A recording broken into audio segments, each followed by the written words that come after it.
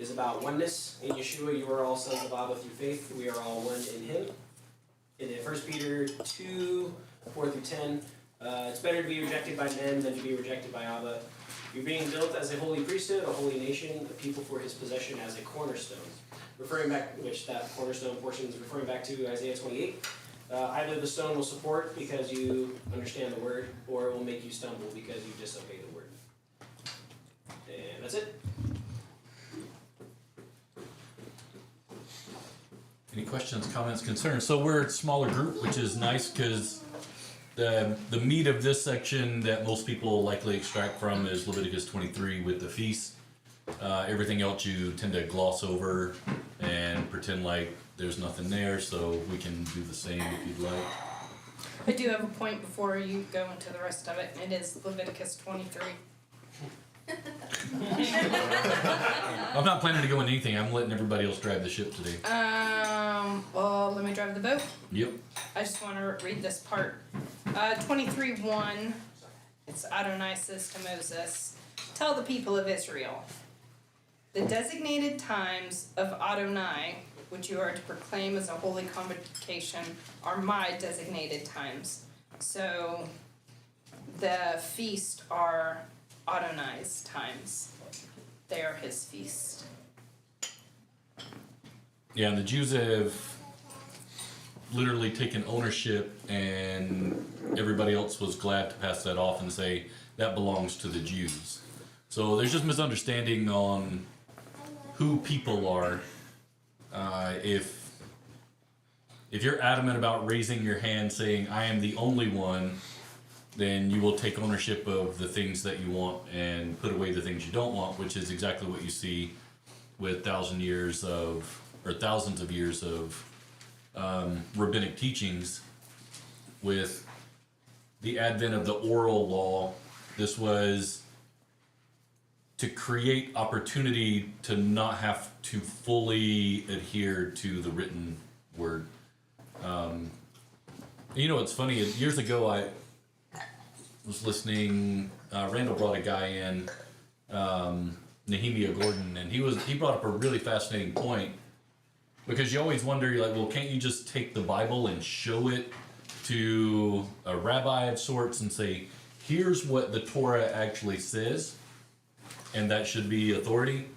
According to Nehemiah Gordon, that is not the model, because God gave his people the ability to expound upon. So it is the word of the rabbis that sit above the word of God, the written word. And this is what they call the Talmud. This is the written oral version that supposedly was given to Moses at the exact same time. On the mountain, there was an oral and a written. And the oral just happens to have a lot of concessions built into it that seemingly, if not deliberately, run directly against the written word. So now you have like this whole culture that we live in now, where the church has said, see, this is what they've done, all this stuff, they've done all these things, which is why Jesus, one of his primary elements was to break the burden of the word that was put on the people by these religious leaders. So then people that are in the church today now read that and they're like, oh, the Jews are all evil and horrible and nasty. And you're like, no, be careful. We understand what's actually happening here. He's correcting people who are using the word in an abusive fashion. And he's rebuking them strongly because his whole argument is his Father's word is not a burden. It's not troublesome. It's not difficult. It's not impossible. The end of Deuteronomy, Moses even kind of brings up this whole point of you don't have to send somebody across the ocean to go get it. You don't have to send somebody up into the sky to go get it. It's in your ears. It's here for you and accessible. But when you have people who have kind of given it a black eye, and you think a megachurch pastor who has an adulterous relationship and it becomes exposed, is that church all completely evil, full of people and nasty and dirty?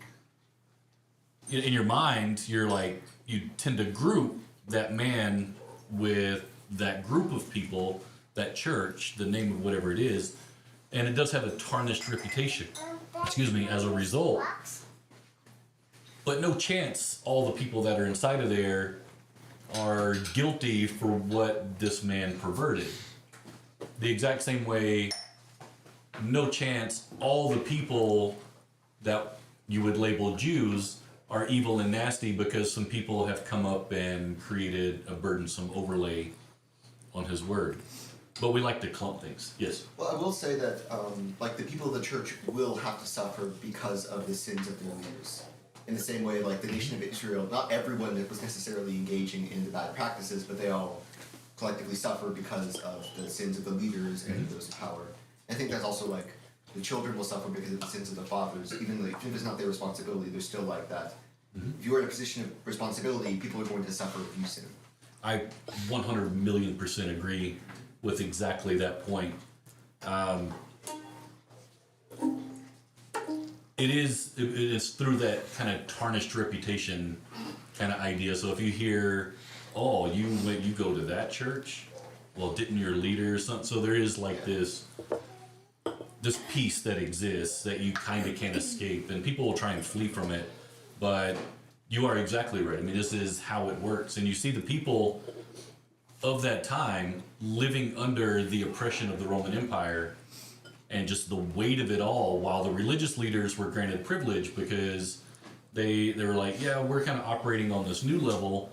So the Roman Empire was kind of using them, make sure you keep peace in these people. We don't want uprising, rebellion, and everything in addition. So they most certainly experienced kind of the fallout of this buildup of behavior, exactly as you're describing.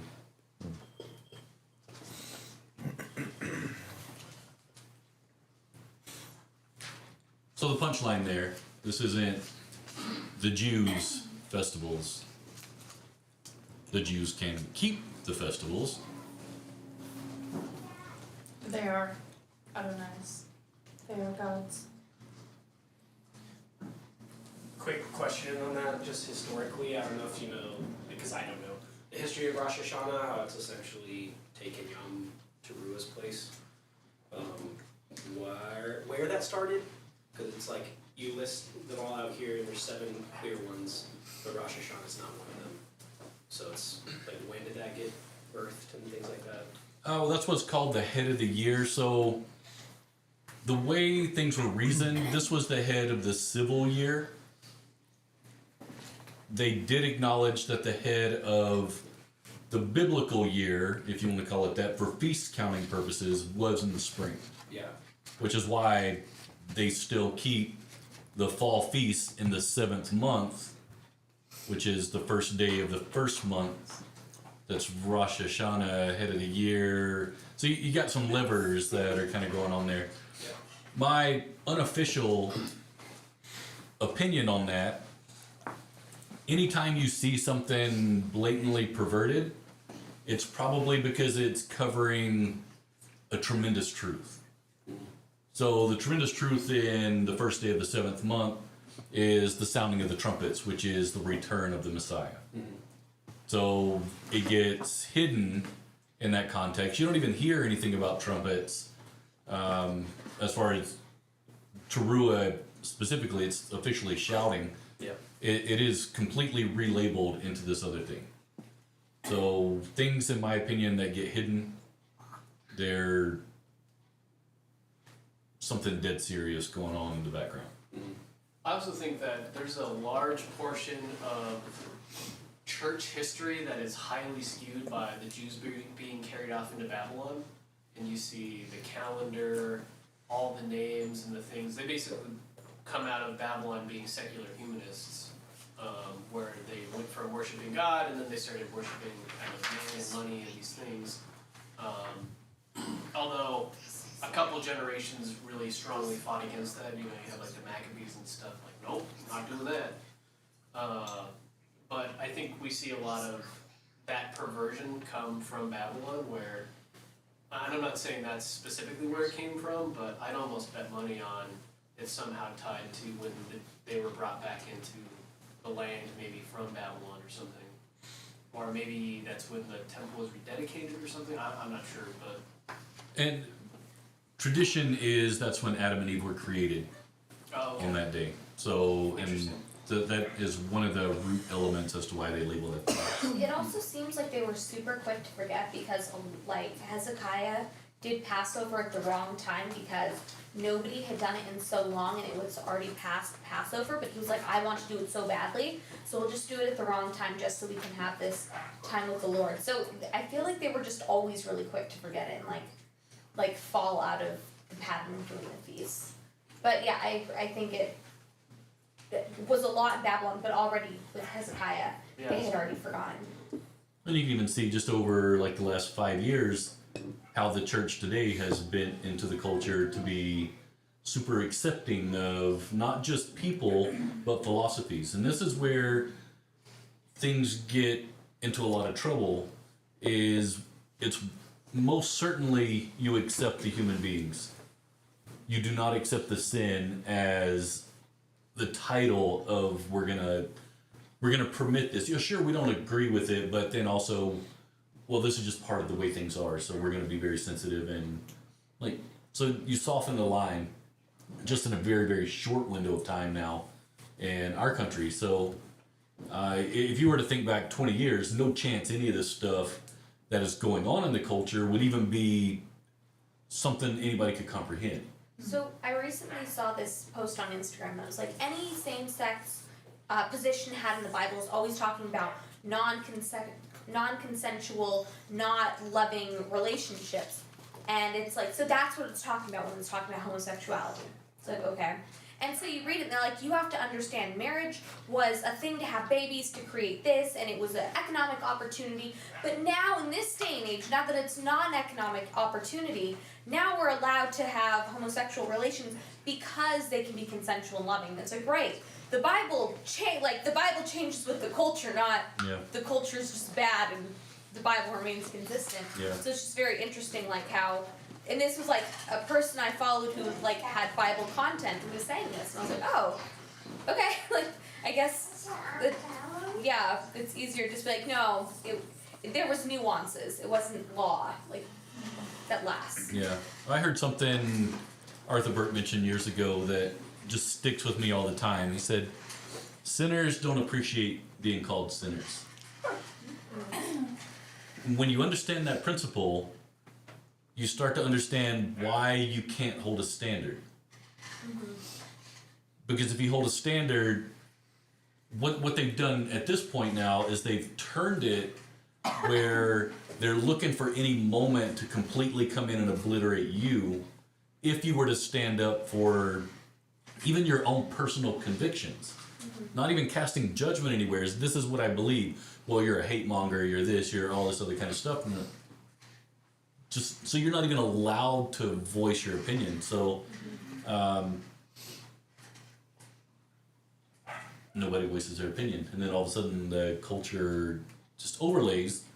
And then we're like, well, we're a Christian nation. Okay, that's pretty sweet action. But nobody is actually going to be willing to stand in that place of being thrown into the pit with the lions. No chance.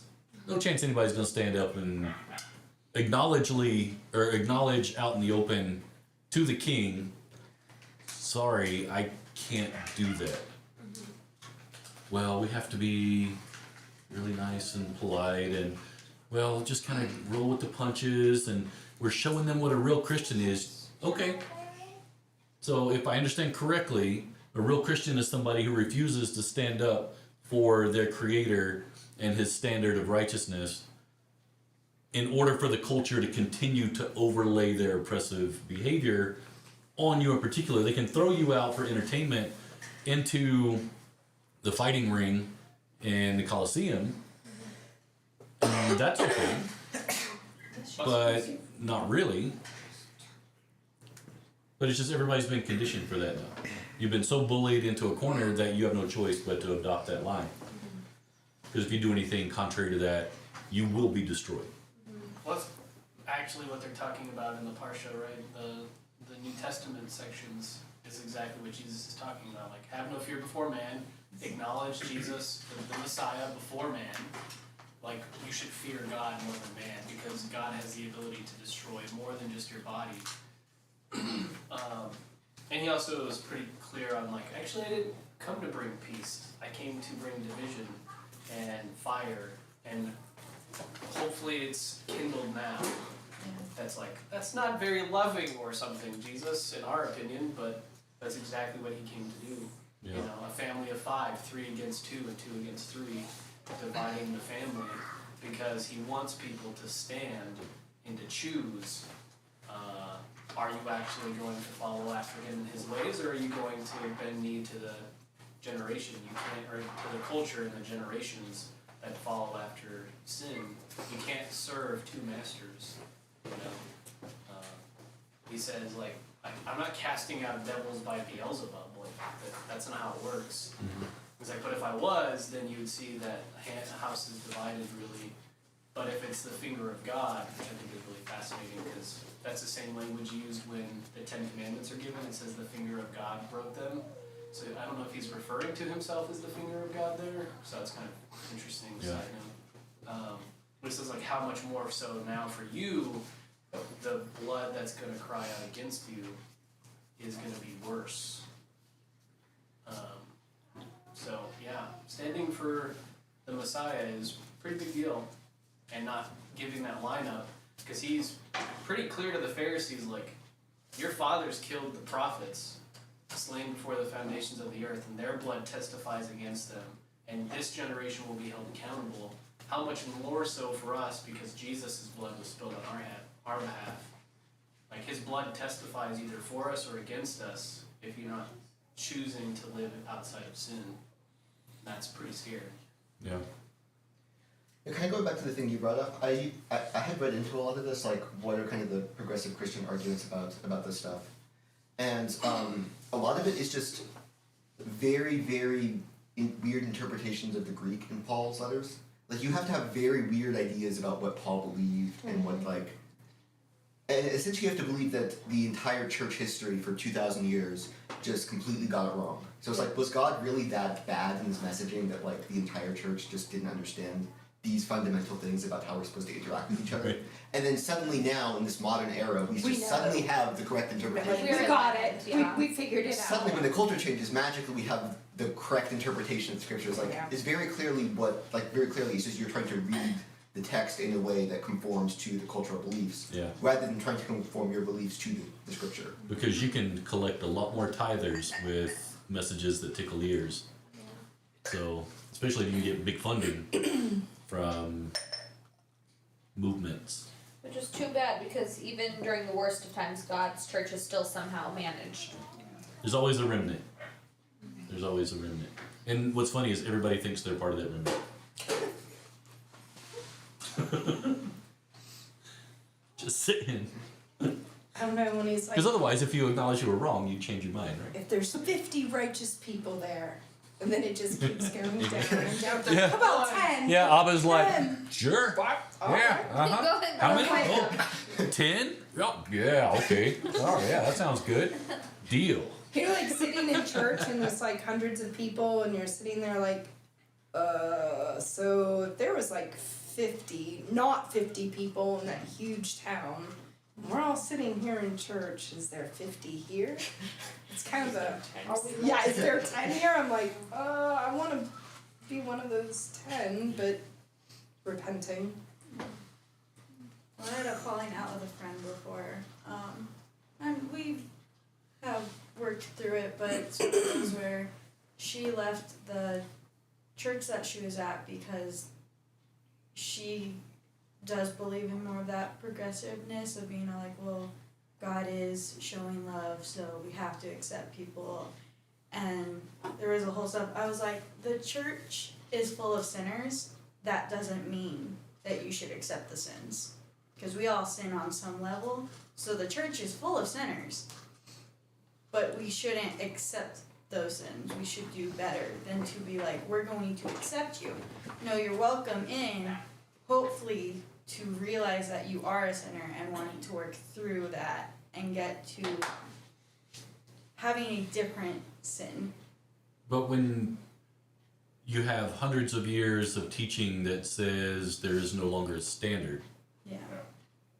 then how do you reconcile that? It's supposed to be a voluntary standard, right? Because that's kind of the progression of the loop that I'm trying to understand logically. How that I'm still not fully understanding how it goes, but getting saved, you don't have to keep his ways, but then you want to keep his ways, but then don't do it because that means you're under religious kind of deal. But then you really shouldn't kill people, but you don't have to not kill people, but then really you shouldn't kill people. And it just kind of tumbles and rolls. And I haven't been able to really pick up the fuzzy logic there personally. But when you have fuzzy boundaries, then there's no reason to be shocked when you have people living in the fuzz. And for those areas to grow wider and wider. Because effectively, every man does what's right in his own eyes. Well, This is what happens. in the New Testament, when essentially everyone's getting saved, I just say that because they're like, oh, you know, Jesus, he is the Messiah. Well, we killed him. Well, he came back to life. And so all these people are getting saved, and then the disciples are like, what are we supposed to do with them? Like, they don't know anything. They're Gentiles getting saved. They know nothing. And it's like, okay, well, you know, teach them not to, what is it, drink blood, eat meat sacrificed to idols, It's like, and sexual immorality. And sexual immorality. Interestingly enough, one of the 4 tenets that they say, let's get them started here. okay, don't have sex outside of marriage or with animals or with the same sex. Just stop having sex. Only, Or your only, relative. yeah, or your relative. There's a list. Just be married. Just be married to, you know, to the opposite sex, one person. You know, don't eat this, don't drink the blood.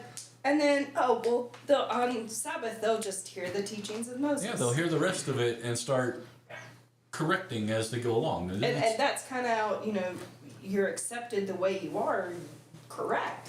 And then But before you come in the door, don't bring in your Yeti full of blood. Maddie's You know. got our little canning jar. Hey guys, this is the blood. Who was accidentally eating blood is disgusting. Let me tell you. So I mean, it's just like, okay, check that at the door. Don't bring a prostitute in with you. I mean, and Like, then hey, they it's killed this horse for that festival down there. Would you guys like some? They had some extra. Margaritas. Have you noticed a pattern with people who like to kind of reinterpret those passages? And kind of is it's usually kind of out of a place of pride, and they place their own, like, they think they can say better than God or the apostles or anything like that. So it's very much like, it feels like a very dangerous place to be in if you want to be preaching on what the proper interpretation of scripture is. That's a pretty dangerous place to be, because if you are wrong, or if you're doing it out of pride or something, it's not gonna end well for you. We were talking about exactly this thing yesterday. That Nobody wants a responsibility. if you understood the role of the teacher, no chance you'd ever go after it. Like, I would not Because want to you're- be someone who speaks authoritatively on that, because if I'm wrong, that's going to be like Exactly. you're going to be bringing the fire on yourself. And even, And your Peter, family. Yeah. Like, yeah, Only God calls Peter- you to do it. because it even says teachers are held doubly accountable. Because there's not only responsible for them in their own household, but now they're extending that out into other places. And Peter says in 2 Peter chapter 3, he's talking about Paul. He's like, oh, this guy, he's like writing next level kind of stuff. And it's just so deep, and he's just going off on just how Paul's letters are next level. And he said, effectively, what's really horrible is people take his writings and the scriptures and they pervert them to their own destruction. They twist them. Now, again, we were talking about, it's funny, we were talking about exactly this yesterday. I am super, super gun shy to teach on Paul. And very, very slow to get into that space as a rule for that exact reason. I don't want to go in half-cocked with something that I think it means this because it's helping frame my narrative. I'd rather leave that alone and have you go sort it out. But if you notice, almost the entire church operates in at least a 75% teaching window out of Paul's letters, lifted out of context. So you get all these denominations with these different little slivers of what this means. And According to Paul. according to Paul. Not according to Yeshua, or Jesus, Yeah. not according to the scripture, but according to Paul. And my argument is, if you have something that Jesus said, something that Paul says, and they kind of stand contrary to one another, either Jesus is lying, Paul's lying, or I don't understand what's being communicated. I opt for secret option number 3, that I'm not wise enough to understand what's being communicated. If I'm told here, Jesus says, if you love me, keep my commands. And if we say that he is also the Father and has been there from the beginning, then he played a role in the commands as they came out. Says he is the Word. Because he is the Word, according to 1 John, or John 1. John 1. John 1. So if he's telling the truth, and then Paul says, you don't have to keep the law anymore, somebody's a liar in this situation. Because we forget that we're also a third party in that of interpretation. Of the We only interpretation. just see these two, and they're like, one of these is wrong. It's like, there's a triangle here. You're in this situation. But what ends up happening is, well, I can't be wrong. Well, of course, he's not lying. So now I'm going to do some little weird massaging in here that makes it look like here there's this weird transition that took place. Right before he dies, keep my commands. If you love me, keep my commands. Why would he Lord waste works in breath mysterious ways. if a few hours later all this was null and void? I mean, seriously? It just functionally doesn't make a lot of sense. So anyway, I'm super gun shy getting into a lot of those spaces for sure. There's also an issue that's divided like plenty of churches on the exact what parts of the law still apply. Like all that stuff is something that there's a lot of disagreement on between scholars, between churches. So it's like, And that's one of the primary things Paul talks about is not dividing. Yeah. One of the things that he's always hammering on constantly over and over and over is You're one body, people, one, It's like, all one. shut There's not a up. man, there's not a woman, no, it's just one body, please. It's like, Really, can you not if you get were this? a foot and you were a hand, you can't be better. So Oh, the thumb is better than the eye.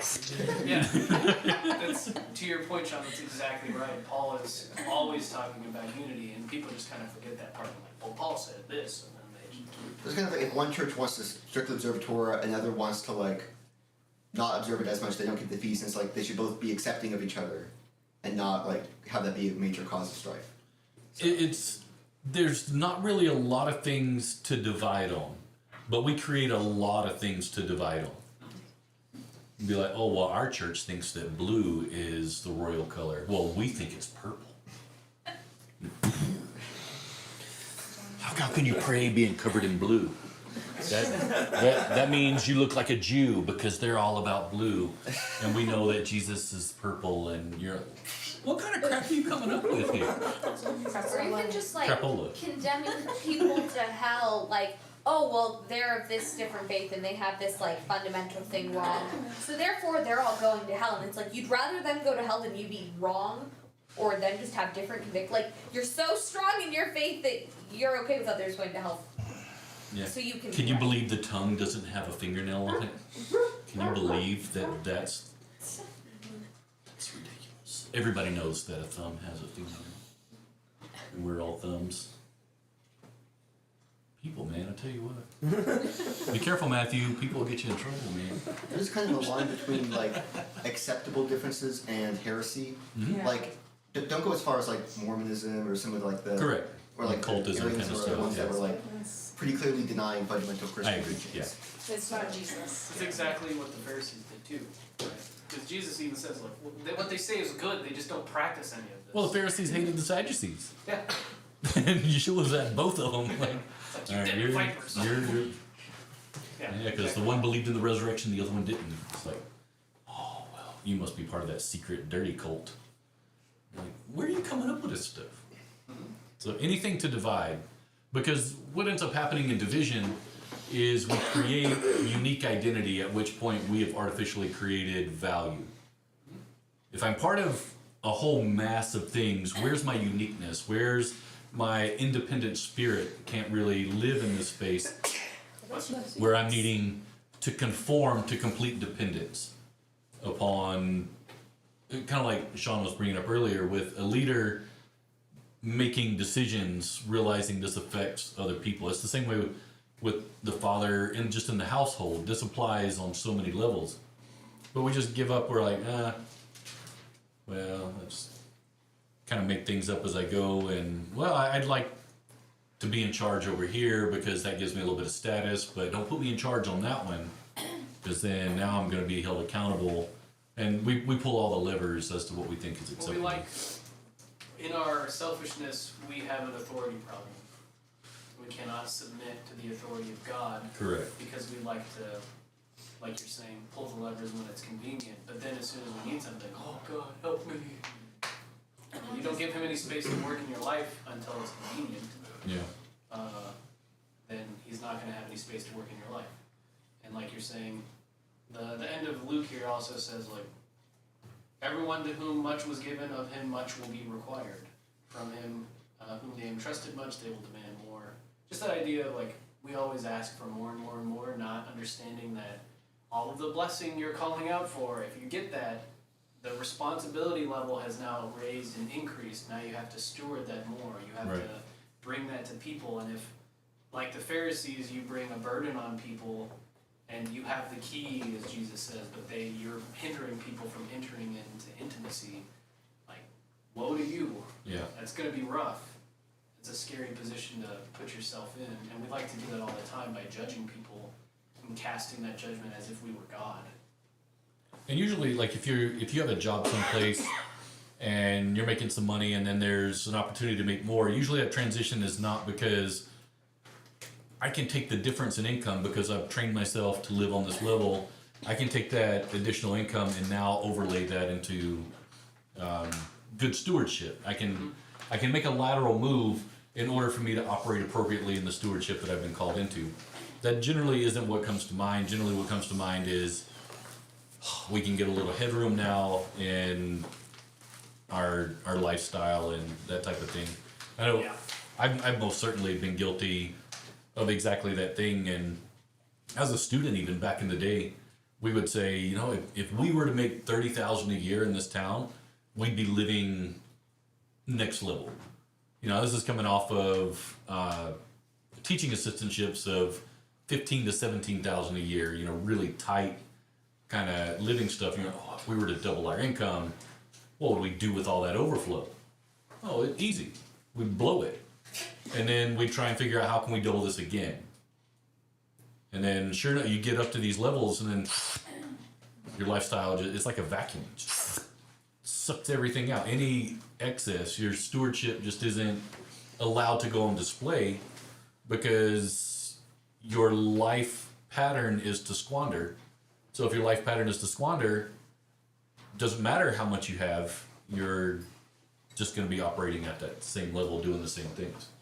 Yep.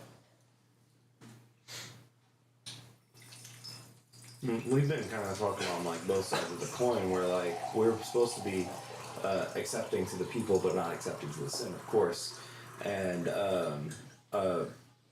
whether or not we're being false prophets or well, not even false prophets, false teachers too, and stuff like that. We can kind of talking on both sides, and my question is like, what do y'all think is the standard for that balance of how people are to be accepted but not for their sins, for their identity in God? You know, The question I would ask is, what is sin? Because then you can know how to differentiate identity from sin. Mm-hmm. And if you're, like Billy was saying earlier, if your definition of sin is this very fuzzy, anything that separates you from God, and you can kind of manipulate that, it's going to be very difficult to understand how to separate those identity issues. I think that's where, for me, personally, Torah fills that hole of, like, Torah says what is sin. That there's a list. It tells you exactly enumerated what not to do. And you can see where those things people are operating in, and then call forth their identity and destiny as opposed to reinforce the sin that they're in. Because that's, I think, the biggest issue with accepting the sin that people are in is you are now no longer calling forth truth and life over them, but you're actually agreeing with death and reinforcing those evil things that they're living in, and then claiming that you love them. And that those two are not the same context-wise. And I can give you an example, or does anybody else want to interject? I can give you an example as to how I personally try and operate that space. If somebody has chosen, yeah, and this could be absolutely anything. It doesn't have to be the cultural hot buttons. It can be anything that is not really what you would maybe classify as a biblical lifestyle. And that could be anything, right? I mean, it's super fluid on so many levels. But if somebody was in that space, and just using like our Friday night times as an example, it's open to anybody who wants to come. It doesn't matter. We'd love to have you. Well, actually, we'd love to have you here on Saturday as well, but we understand where the cutoff is practically for most people. But Fridays are more fellowship time. Let's just kind of visit, enjoy each other. If somebody is operating in this space and they come here, then if they're here not exercising their position boldly, trying to be non-specific as specific as I can be. Assume somebody is... I think a good one is like terse language, we'll say. Yeah, okay, so that's a good one. Let's say somebody's just in the habit of F-bomb after F-bomb after F-bomb. Okay, we'll go with something superficial in that level. They are welcome to come here. If they come to my home and say those things, I have permission and authority to be like, hey, we'd love to have you, but can we just cut that for the time being? I have the ability, because it's in my home, to be able to kind of come across and say that type of thing. So I can hold that standard. They can either choose to middle fingers and leave, or they can be, sorry, I didn't mean to, and just kind of stick around. No harm, no foul. If I'm at tech and a student in my class is F-bomb after F-bomb after F-bomb, I have loose authority in that space. I can be like, hey, come on, there's other people around. I can make comments along that line, but I don't have the authority to remove them from that location. If they want to go on some sort of Tourette's spill or whatever, then in some ways my hands are tied because it's outside of my domain. If they were part of an organization called the F-Bomb Club, and this is just what they do, and they came here and they were trying to push the F-Bomb Club, passing out flyers, hey, come join the F-Bomb Club. This is what we do. We just walk around saying this all the time, defiling ourselves. And at that point, now they're bringing an agenda into the church, if you will, at which point I can have strong authority. And I can exercise definitiveness, and this is not tolerable. It's one thing when you came in with the sin that you accidentally stepped over and you politely correct. It's another thing when you're coming in to completely undermine the whole thing. Now we have an issue because I'm dealing with your politics that you're trying to bring into the situation, not the human being. And this is the difference in people and movements. When it comes to a movement, you should fight tooth and nail to hold your ground against a movement, because it's not the person you're contending with there. You are literally in that space contending with principalities and power. This is like new level stuff, probably beyond your qualifications to deal with most of the time. But this is that thing that you can't really point to as far as people go to say, if I were to speak out and hold a standard for Abba, this thing is what's going to overtake me. This thing is what's seeking to destroy me. I think a good example of that is exactly Daniel 10. Daniel is praying and fasting for like 21 days. And when the angel finally gets there, he's like, I was actually sent to you the instant you started praying and humbling your heart, but the prince of Persia fought me, and I had to call Michael down, or Gabriel down, to fight him so that I could get here to give you this word. And he gives him the word and is like, pay attention to this, be strengthened, I gotta go kick this guy. And then he just goes back, and David's like, what? It's like super confused, and he's like, I don't even understand what's going on here. And yeah, so it's the same idea of like, there is a war happening that we are not attuned to, that a lot of the times we just can't stay plugged into, because when we plug into it, it's usually outside of the arms of Abba, which then we just get our butts kicked, we just get tossed around, and it's like, where were you, God? But it's exactly that, when you hold that line, that thing, that principality starts to come against you. And if you are not very sturdy in your foundation and actually under the authority that's been given to you by God, and you try to go with what you think is authority, you can get beat up and sent out in the street naked. Just saying. And so my personal posture is, if I know that this person has been deceived by the F-bomb club, they don't really know what they're doing. It's just part of like the cool thing that's going on that everybody's doing now. If I can realize that, I can withhold judgment on the human being. I can not approve of the sin of the F-bomb things, but at the same time I can realize, you know what, they don't know what they've been duped by, they don't know they've been deceived, at which point I can then come in, establish a relationship, and just love them as the human being, to try and show them, you don't have to be part of the F-bomb club. And I don't have to ever say these words. I can just live alongside them without judgment. Until such a time as F-bomb on the shirt. You know, until like all this other stuff, be like, okay, now you are choosing to disrespect me because we understand what's going on. You're trying to overlay your backstory in order to prove a point, and now I have to hold a line, not only for myself, but there's a responsibility for other people as well. Can't go on to Sean's point. So, learning how to love the sinner and not the sin, but be confident enough and loving enough to say, hey, you know, that actually makes me feel uncomfortable. Can we just maybe hold back the F-bombs for an hour or so? And if they slip and they're like, oh, sorry, then you realize, okay, they're in a repentive state as far as the relationship goes. Not that they think that what they're doing is wrong, but they realize that they have sinned against me personally. They're not recognizing they've sinned against God. At which point they value the relationship to be like, sorry, didn't mean to do that. And there's just a mutual respect that kind of exists in that space.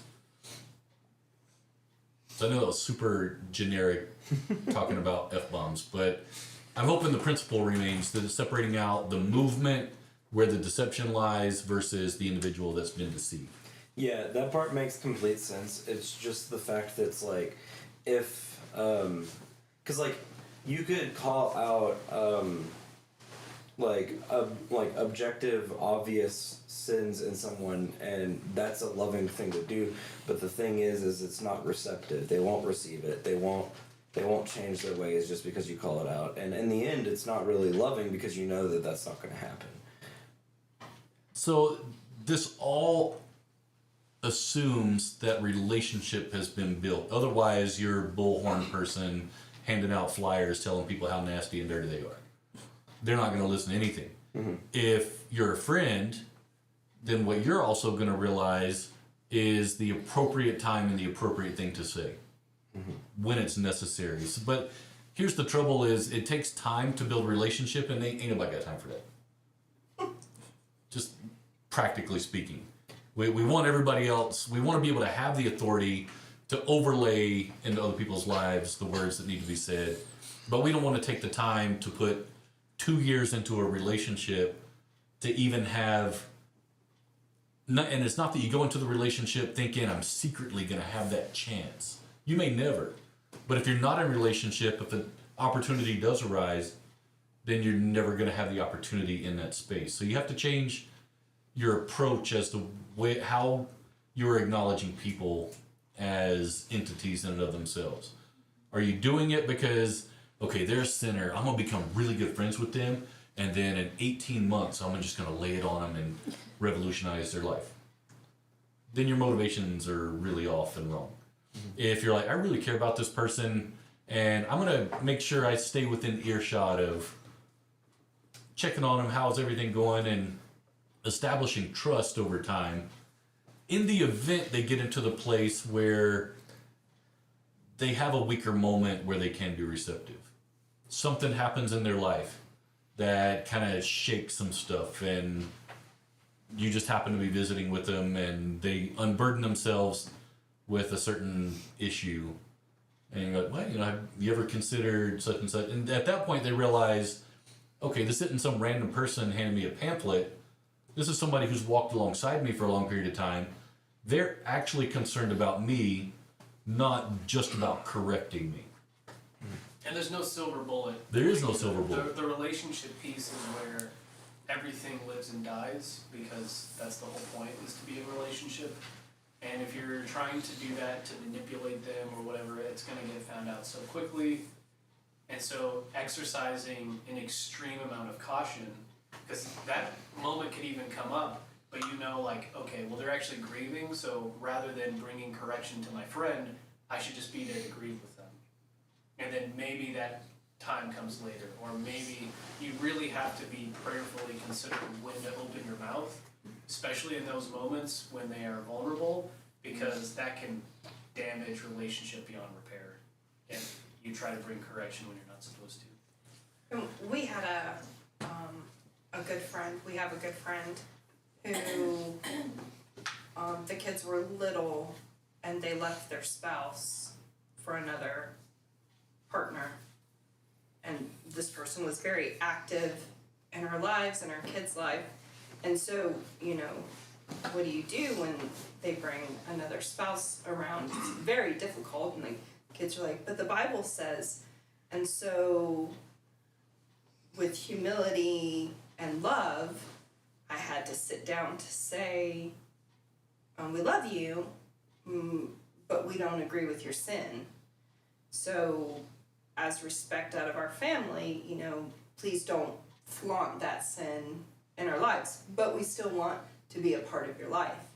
And they're like, you're the very first person to respectfully say that to me, because everybody else was like, we're done with you. It's it's like people get divorced, and friends go with each side, and we were the only ones that stayed with both sides and still have that relationship 20-some years later. We're gonna pray for them and love them, but I had to be blunt, but it was with love and humility.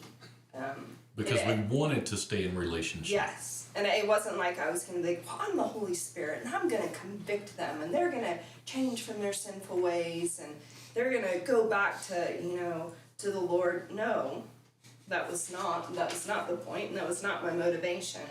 My motivation was to remain in relationship with them. And so I can love the sinner all day long. Because there may come a time 20 years later where they realize there's something going on in my life where I need serious prayer. And you're the ones that they hunt And out. they're the one. Yeah, Play you're the long ones. game.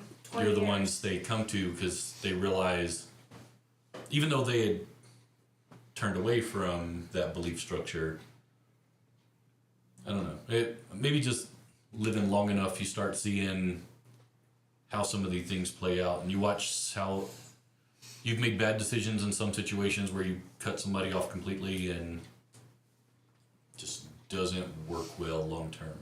And you see the ones that, like Chrissy's describing,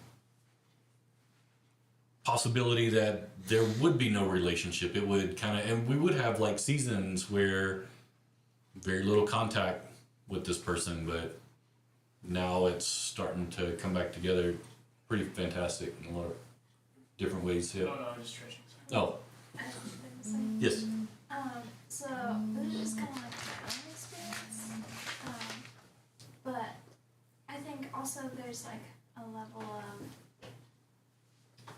not expecting them to like, I don't know, you to say something and all of a sudden them change their ways, especially if they're not a believer. So if they don't have Jesus first, like the likelihood that they're gonna be like, oh, I'm gonna like dramatically change my ways is like a lot less likely than if like they meet Jesus.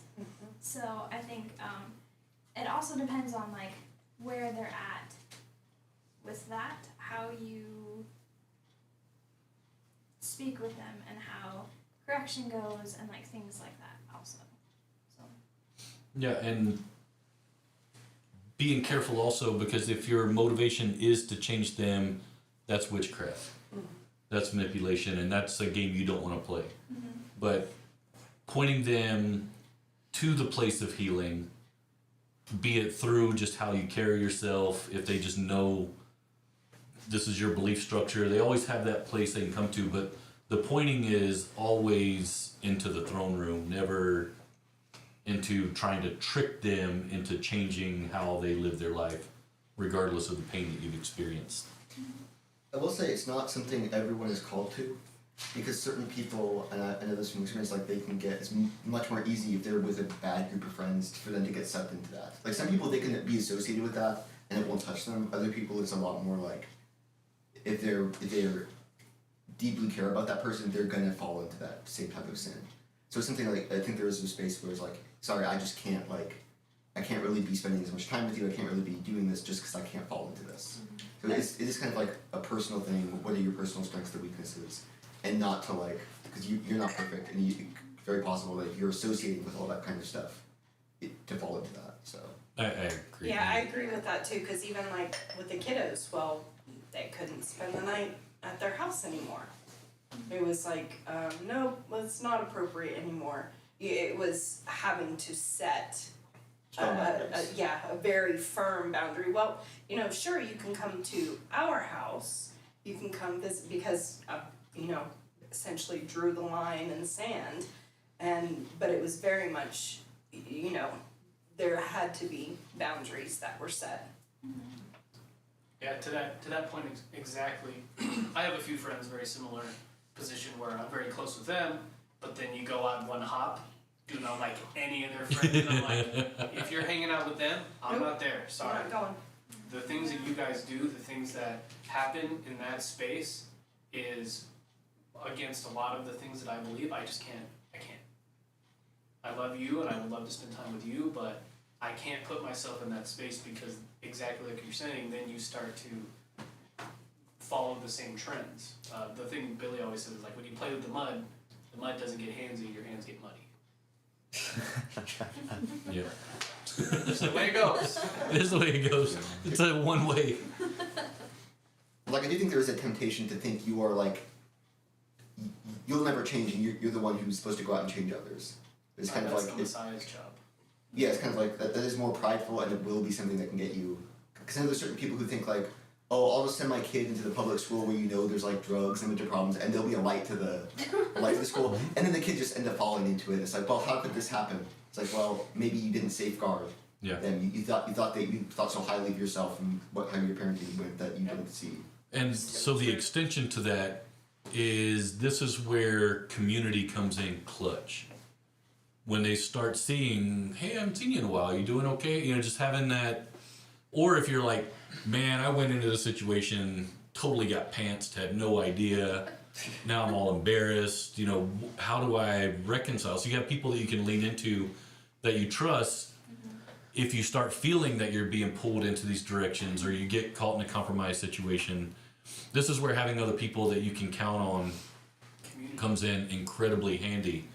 Because if you're just trying to run it Lone Ranger style, yeah, you're just gonna, whatever the wind says, you're gonna lose your bearing no matter how much you think you're anchored in. You have to be tethered back into a community of people because otherwise you just slightly change. Slight adjustments off course 20 years down the road, you're just way off, like nobody's business. So Next week. It's not even 20 years. but yeah, having that transparency, yes. I think also something that we have to keep in mind, because a lot of people, because I like to reach out to other people, and a lot of people tend to say, well, you Christians are like perfect. So I think that. That's right. Yeah, right. So I think like us being honest about ourselves and like our struggles and our sins is something extremely important. I like personally I'm Catholic, so I know us Catholics are like, I am sinless, I'm perfect. It's all on you, So I think us being like humble and saying, no, I struggle with this stuff too, So like it's not just you. And being able to like bring ourselves to a level where it's not like, oh, I'm above you, but like, no, we're working on this together. So they don't feel like, oh man, I'm a terrible person, I don't want to be like around you anymore. And more of like, oh cool, like you struggle too, awesome, I can learn from you as well. And I don't have to feel like bad or anything that you're telling me these things. I think that's something very important too. Yeah, it's the difference between sharing the gospel and bringing condemnation, right? Of like being, when you're in relationship with people and just being vulnerable, like, oh yeah, I did have a bad day, and just talking to people and being human. But it comes down to a lot of, like Sean, a lot of people have brought up that pride level needs to be low. You need to be able to be humble to actually share and be vulnerable with people, especially people you care about. Because it can be hard. Being vulnerable is hard. It's scary. Yeah, and knowing when the appropriate time to kind of let things go, because if you're like in confidence, hey, I struggle with pornography, and then all of a sudden there's bulletin boards all around, covered in these little pictures of you, porn guy, and you're like, what? How did this get? I told that person. So you need a level of trust, obviously, before you just go crazy with it. Like stand up and Charlie was like, I struggle with condemnation. People are like, what? Who are you? That was my PSA. See you guys. Oh, that's funny. It makes me think of this guy I know back in Texas. He's been. My family's invited him to church multiple times, just like in a friendly manner and stuff. And he used to go to the church, but he fell into like a lot of like drugs and stuff, and he doesn't think that he can be in the church. So like he knows about all of the stuff, but he doesn't know about the grace that is offered for a repentant soul. Yeah.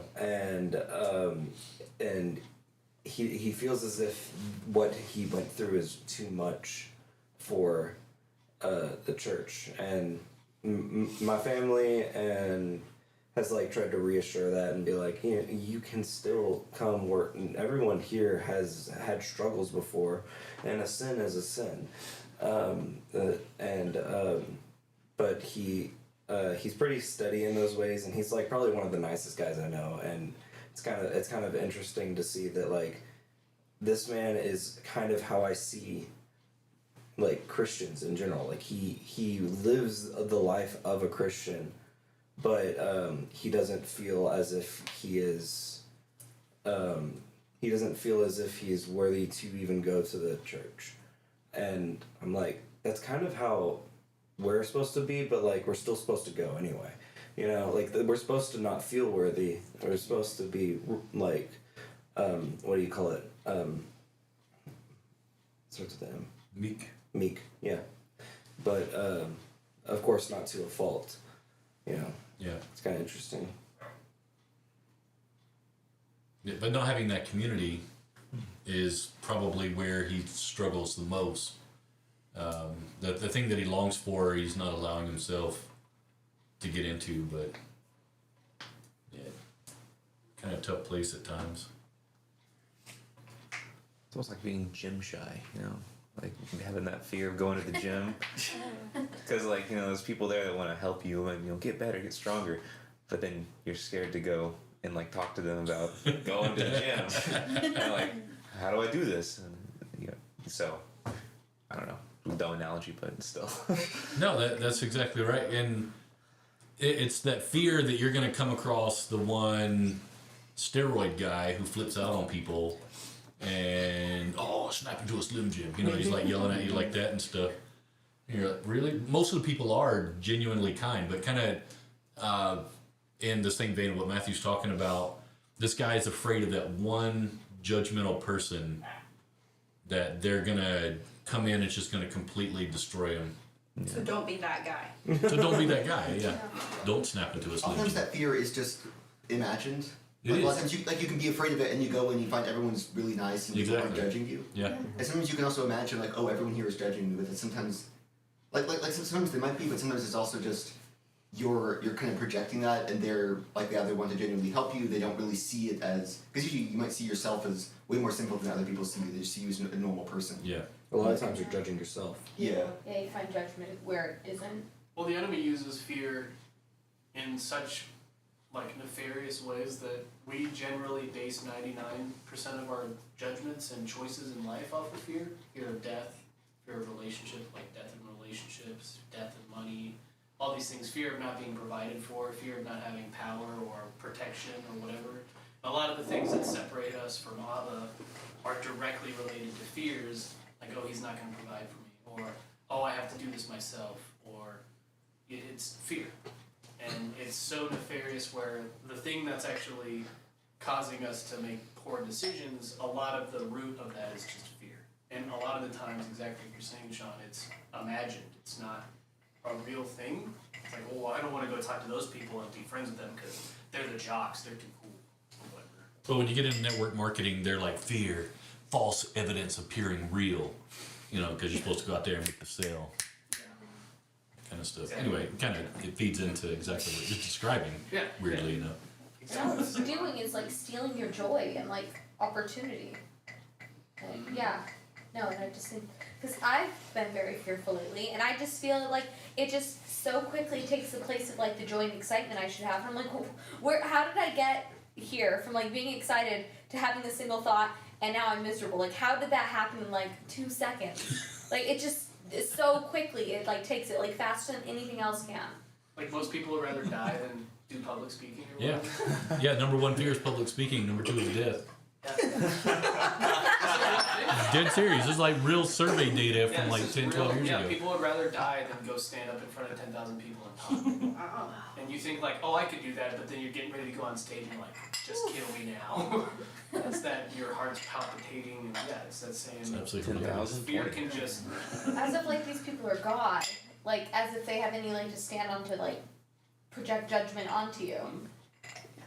Best conversations is with my teachers, you know, like, I was terrified to come and talk to you, and they're like, why? I'm like, you have authority on my grade. I'm scared of you. I'm gonna do better. Just do the work. But then you talk to them, and you're like, yeah, no, I had no reason to be scared.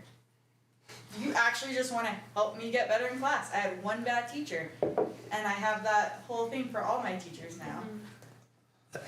That's really kind of funny because, I'm a TA for a class, and one of the students was like doing the homework, and he didn't know I was the TA, and he's like in my team, and he's in like my project team, and he was like, oh man, I can't figure out this problem. And he starts like looking it up online. He's like, oh, I found a check answer. And I was like, and he was, and Narc!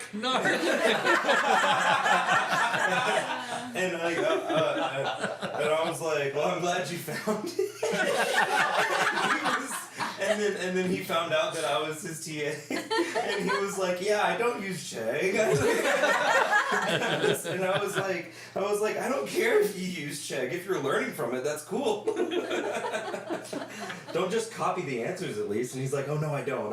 And he's been to a couple of office hours since then. And like, so he's definitely learning, but it's kind of funny because it's like he was like, oh, he found out I use Chegg. It's like, what am I gonna do? He only admitted to being one of 90% of the population dead. So It's like, I didn't use ChatGPT. I have actually seen students like who sit in front of me, and the teacher was like really strict on ChatGPT, and he just has it open on his computer, and he's just like typing in the prompts in class, and it's like, I mean, that's kind of brave. It kind of respect it because you're just like, the TA is sitting right like behind you, so like you can probably see it too, but you just. so bad. Yeah, the boldness, right? People, man, I tell you what. Yeah, imagine how bold we'd be if we weren't so scared. We'd be like these people, except for good things. Well, you have to bring it back to real stuff. Like, Bring it back to the Bible. No, exactly that. How much more so for us if our identity was rooted in things that mattered? On that note. Yep. Just want to. Anybody have any last tidbits? Anything? I have one. Yep. Leviticus 22 talks about all these people who are lame, deaf, disfigured, whatever, cannot come before the Lord. And that's exactly what Jesus came, is heal all those people so that they could come before the Lord. So I just thought that was really cool because a lot of the things that are directly referenced here, like people who are lame and people who are slightly disfigured or all these things, it's almost directly one for one. A lot of the things that Jesus did and came and healed people with, at least the ones that are recorded, pretty directly reference a lot of those. There's some that are like, if their arm's a little bit longer than the other ones, like I don't know if Jesus healed those people, maybe, probably, but you know, with how many people he healed and all the miracles he did, you know, the saying, if it were to be recorded, there would not be enough books because he was just healing everyone. But I just thought it was really amazing to see, like here, the blood that was spilled so that people could have atonement wasn't enough for the people who are disfigured, for the people like that. Even though they're called to serve in the temple, it's like, well, you can still have your portion, you will still be provided for, but you cannot enter into the presence as you're supposed to. Behind the curtain. Yeah, which is not really their fault. They're just born disfigured. It's not like anything they can control, like, well, I'm just gonna be born disfigured. That's not what they're thinking as a baby. But Jesus came and was like, no, when I'm tearing this veil, I'm also gonna provide healing so that there is nothing that will keep you from the presence of the Father. Which I think speaks to the power of why we need to get healed, because then there is absolutely no reason that we cannot enter in and be intimate with Abba and be in his presence. So Yeah. that's the kind of thing that really stuck out to me, this portion. And that healing piece, if you look, and if you think practically, Jesus healing people for what purpose? Yep. To put them into the place where they're going to dwell with the Father for all eternity. The physical changes that they experience, I mean, if you think about it somewhat practically, he wouldn't just go around healing people physically just so they could enjoy life on this side. You even see his language. He's like, go and sin no more. You know, it's this reconciliation spiritually. It's your physical ailments are reflecting what's going on with you spiritually, and we need to get you healed so that spiritually you will be there on the last day. Yep. This is the ultimate goal. This is the whole point of healing in general. So it's not just so that people can not have pain in this life, it's so that they can have joy in the next. But we don't really make that equate. We're just trying to alleviate people's pain now. If we can make you feel better now, then maybe you'll choose to follow God instead of, by having your pain alleviated, now you have the ability to follow after him in full. Yeah, so that you can serve. So that you can serve, yeah. Your healing isn't for you. Your healing is for absolutely everybody else. Well, we'd like to remove, because I was thinking about it, you know, praying about, again, the Daniel 10 thing. For everybody else, I talked with Billy about this at lunch yesterday. There's this part where the angel comes to Daniel and says, like, man of worth, or man of great value, I have come to you to bring you this thing. And I'm like, man, I would love to have that. Like, I'd love to have an angel come talk to me. And Abba's like, you're talking to me. Why do you need an angel to come in and talk to you? through the blood of my son, you can now enter in and pray and speak to me. How much more do you need me to show you that I value you? And then I'm thinking, oh, okay, cool. And then it's like, well, you have to take that even further. Now you have to go and value other people. You don't just enter into the presence of God for yourself. You're actually entering on behalf of other people, because that's the point of being a priest. It's not for yourself. Intercession. It's for intercession. It's to go through each of those stations so that you are prepared to enter in on behalf of other people. And so that kind of changes the frivolousness that I walked in, trying to be like, oh, I'm just going to enter into the presence and pray. It's like, not for myself. It's supposed to be for other people. To be. Like, Abba, could you please open up a parking space for your servant? That's when I'm sitting in the passenger seat. Now here's the thing. but here's the thing. Be careful asking for that front row space all the time, because you may end up becoming handicapped and get it full time. So that motivation is what it takes to get you to draw closer to him. We just need to be careful. Not that he doesn't care about the little things. I think he gets joy out of the little things, but so should we. Not just entitlement and expectation. Absolutely. We should see those little moments that he puts in our path each day. And relish in them and praise him. Yeah. Yeah. So that's the only thing I wanted to bring up. Good stuff. Can I share a cool story? Yes. Asher's been praying for rainbows, and we've seen a lot of rainbows recently. Oh. It's been really cool. That is pretty neat. Yeah, because when we went on the walk the other day, the sprinklers happened to be on midday in the field. We're like, what? Yeah, and there was a Weird. rainbow. And there was just a bunch of rainbows. I was just like, look. Like, I walk at this time and the sprinklers aren't on, like, ever. Yeah, most people are going through like, get that mist off. And he's like, ooh, look at the beauty that's embedded inside of there. And we're like, Gray water. yeah. This is nasty, which he's not wrong. Socorro sprinkler water is Yeah. Don't Don't drink it. Do not drink from the hose. That's all I'm saying. It's not the 90s, guys. Okay. I'm still here, aren't I?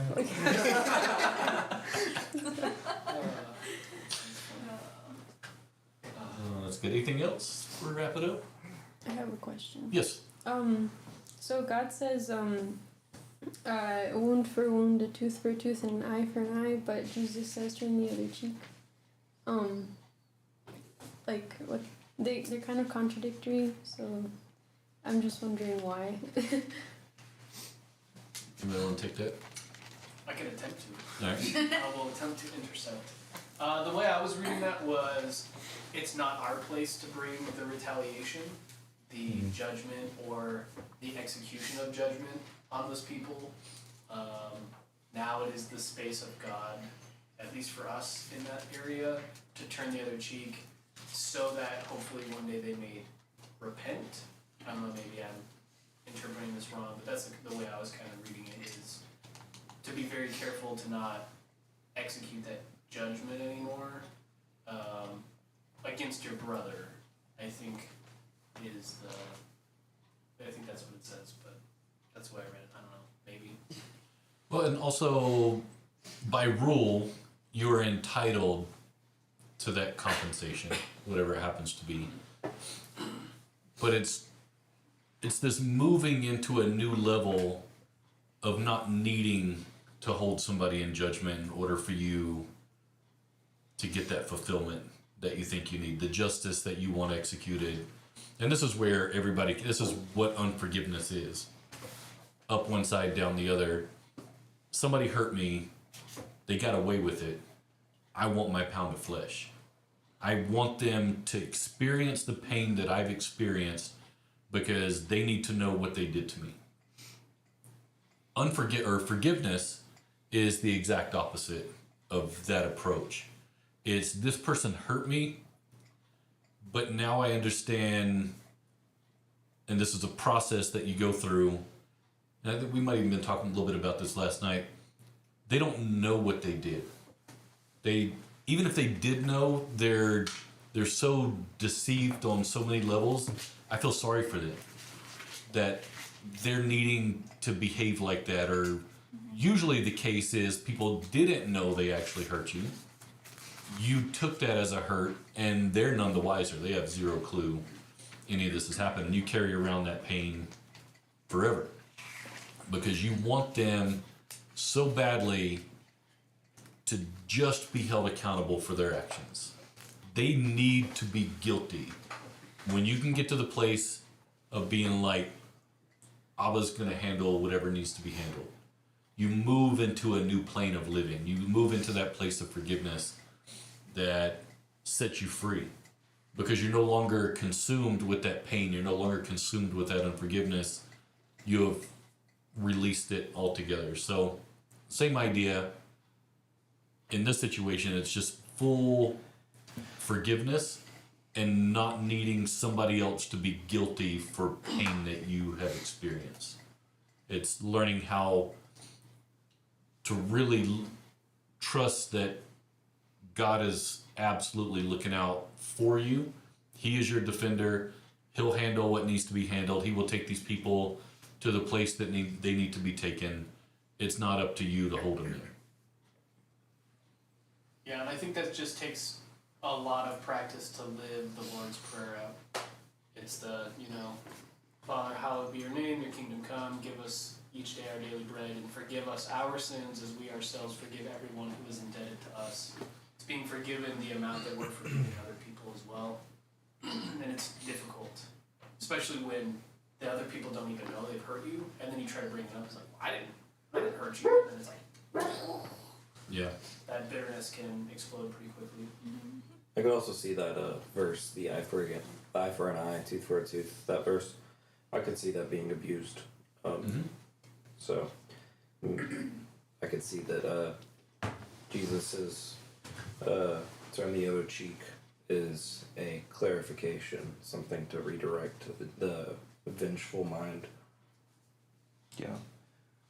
In that same passage where Jesus says, turn the other cheek, he kind of, at the end, that's one of the examples, is turn the other cheek. Now there's like two more examples of like a soldier demands you carry his gear for a mile, carry it 2 miles. If you were sued in court and your shirt is taken from you, give your coat too. And then he summarizes in the end, give to those who ask, don't turn away from those who want to borrow. So I think that's what Jesus is summarizing that message there. So it's more like a submission to other people than it is like taking care of your own needs and submitting to their needs instead, or even their wants. So our full progression is to the very bottom of humanity. If you want to walk as Jesus walked, then you are to be a servant to absolutely every other human being on the face of the planet. Even unto death.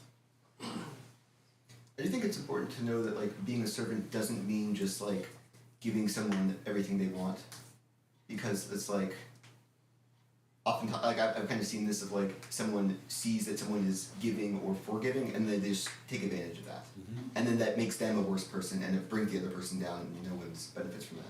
It's sometimes recognizing that like the most loving thing to do is like, I'm sorry, I'm not going to keep giving you money because I know you're going to spend it on drugs, like that kind of thing. It's like, I'm not going to keep giving you this. I'll give you prayer, I'll give you love, I'll give you support, I'll feed you if you need that, but it's like, I'm not going to continue giving you these things. Because you become an enabler. Yeah, you become at an that point. enabler, and then it's just like, they exploit you. But stewardship, full servanthood, is consulting with the master. This is the master's resources. Did he say to give it?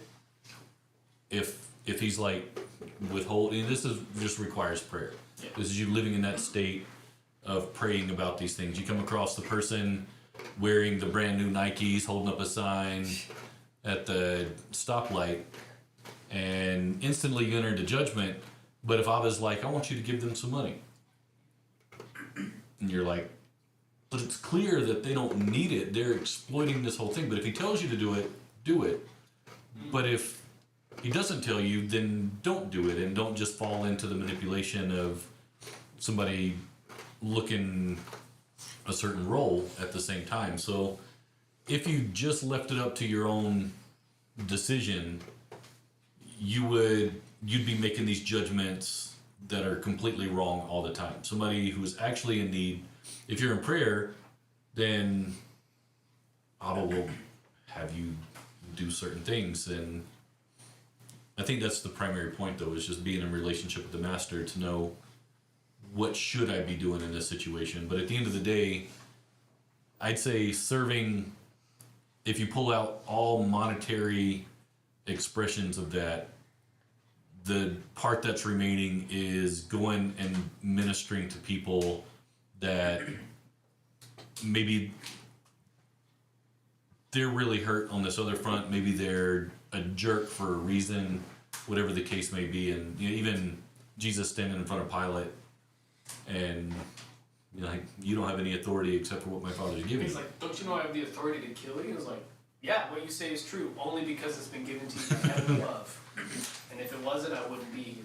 I mean, Jesus could have, while he was on the cross, called angels down. I mean, that's exactly what the enemy tempted him with. Mm-hmm. Like, throw yourself off and tell the angels to catch you. Okay. But serving people, you know, we have a few instances where we see that people were served by Jesus and the disciples monetarily, you know, with the food, those types of situations. But usually the service came in delivering compassion and delivering truth and teaching people forgiveness and bringing healing, those intangibles that you would think, oh, well, you're this type of person, you should suffer with your issue that you have. You know, if you wanted to try and execute some kind of judgment and be like, it doesn't really matter. We're gonna. Well, that's the same thing that the Pharisees do, right, with the guy who was born blind. Like, well, don't you know it's because he's born into sin? It's his parents' fault. And Jesus is like, Yeah. you guys are dumb. I'm going to heal him anyways. Yeah. Like, that's exactly the judgment that they enter into. And I think 70% of Jesus' ministry is about forgiveness, so it's kind of a big deal. If you want to be free and not be a slave, you have to get forgiveness into your heart. Because otherwise it's just going to hold you onto the things of this world. But that's where you get set free. Yep. Is when you're in that place. So if you're looking for, I need a selfish reason to forgive, that's it. You're going to be set free and you're not going to be sitting in judgment. But I guarantee, if I had to guess, probably 90%, maybe more of your problems, everything that's in your life, is rooted in you believing a lie or you holding on to unforgiveness. One of those two things accounts for, I want to say 100% of the problems in your life, but we'll hold back just a little bit for your, well, what about? Well, what about? What about? We'll leave a little window for that. But the rest of them are 99.9999. repeating. 9 repeating, which goes up 1. Yeah, It's identically one, actually. But you don't hear that, so just think, okay. Yeah, you just think there's a little bit There's a little bit of of a wedge there. So Well, that point 0.000001 is my stupid choices.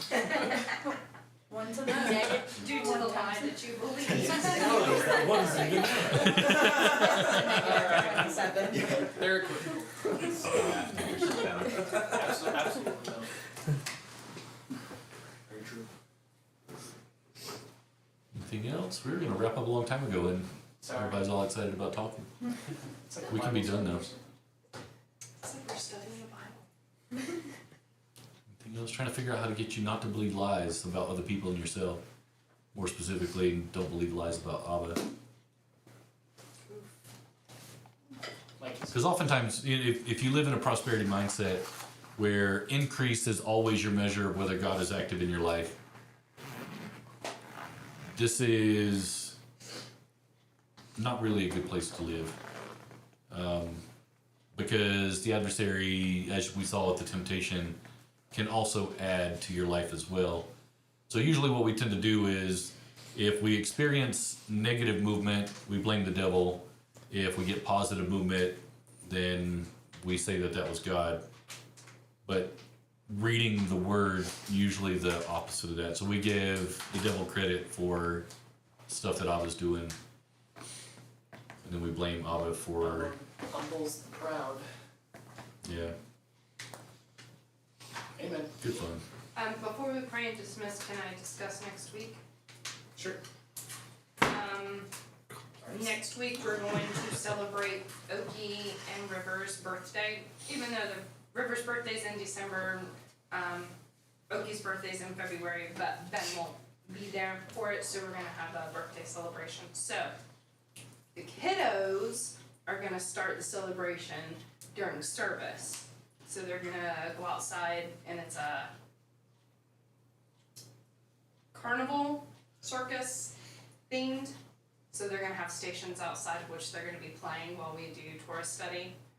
And then afterwards, we're going to eat and play with the kiddos outside.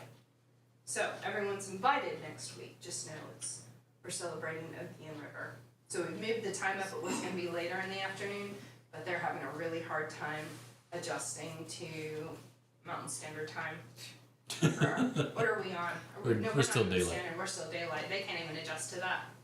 So we're just moving it up in the day so that they can nap after the party. So we're gonna do like mac and cheese and probably chicken tenders next. So we'll be eating after service. How long do you think the party will go for? So it's like eating and is there other stuff after? Or just So we're gonna do like, I'll have all of their stations set up outside. So they'll do we'll do like a little Torah study with the kiddos, and then they're gonna go into all their carnival stations so that they're playing all those activities outside. Then they'll eat with us, and then people can kinda go after that. Then it's nap time. Then it's nap time. Well, for the adults. For Grammy and Pops, it's nap time. Matthew's like, and me. So anyway, you guys are welcome to come, invite your friends. If you kind of know that you'll definitely be here, shoot me a text, just so I can make sure I have enough mac and cheese. If you're like, probably not, shoot me a text.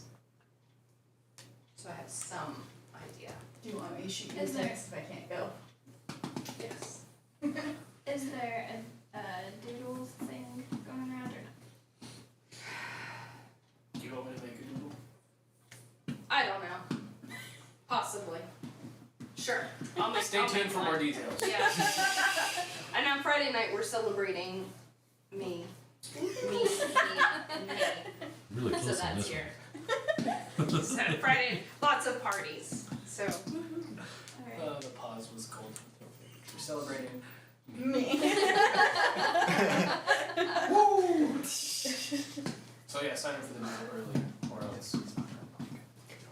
There won't be food for you. That's all. you can have a bowl of ice. I'll bring rice and beans, some ice. Yesterday, bring a chair and your own sandwich. I love that part. That's Holly's favorite line ever. I feel like if she gets married, she's gonna like put that on the invitation. If you don't RSVP by this date, bring your own lounge chair and your own sandwich. We had a potluck, so it works. Thank you, perfect. Yeah, so that was a Holly line that I stole from her. It was very fun.